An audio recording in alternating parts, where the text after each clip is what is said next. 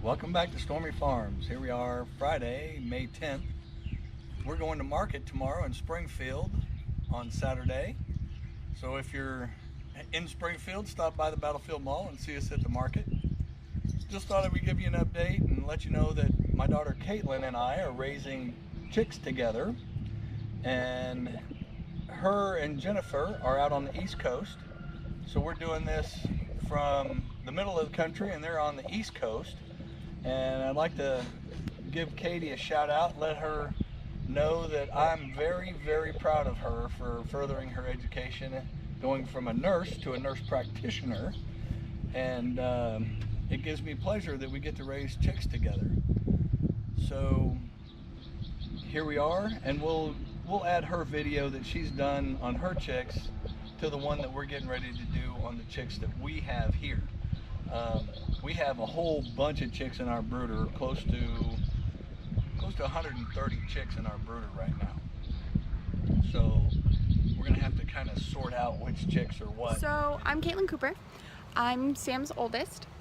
We over here started tending chickens last year, last spring actually. So we're about a year in. So we've got a lot of the bugs figured out, but as always, we figure something else out all the time. I work 11 to 7 as a nurse, so today was a bit challenging. You'll hear more about that later, but I wanted to give a little introduction about me and why I do this. As a kid, I grew up on the family farm. We, had goats, we had lots of land, lots of area, and those were some of the happiest times of my life. So I figure, why not?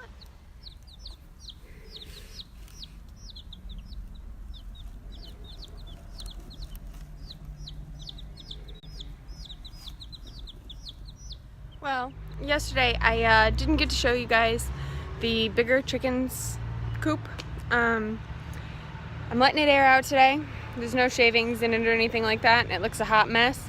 But once it dries out a little bit, I can clean it out a little bit better and really get it cleaned up right. So right here, this is the coop. We made it out of a shed. Literally the shed was going to fall down in the backyard.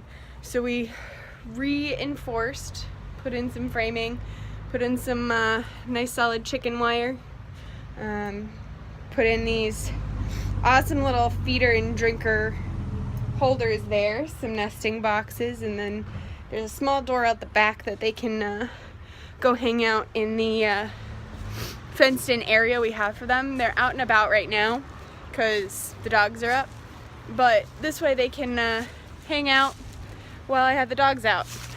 So that's pretty cool. We've actually got one of our chickens here is she's checking out the babies, which is kind of nifty. We finally moved the babies out yesterday, and we got the bigger chickens checking them out, scoping them out. So that's my little backyard. Well, here we are in the brooder. As you can see, we have chicks and chicks galore. They're everywhere. Most of these are Cornish cross birds that we raise for meat, but those are the yellow birds with the white wingtips. These other birds, some are barred rocks, some are Easter eggers, some are lavender orpingtons. One or two, I think, are blue copper marins. I think those copper marins are like that black one right there. We have a lot of birds, and they're growing quickly. Those birds that are not Cornish cross are going to be laying hens. So we will have many different colored eggs. Some green, some chocolate brown, some blue. So we will have several different color eggs in our flock. So the plan with these chickens, all the broilers will go out into chicken tractors where they'll live the rest of their lives. And our layers, the Lavender Orpingtons and Barred Rocks and Easter Eggers and all the other varieties of chickens will go into our coop with our other laying hens, and we'll lock them in there for 2 weeks so that they know that that's their home.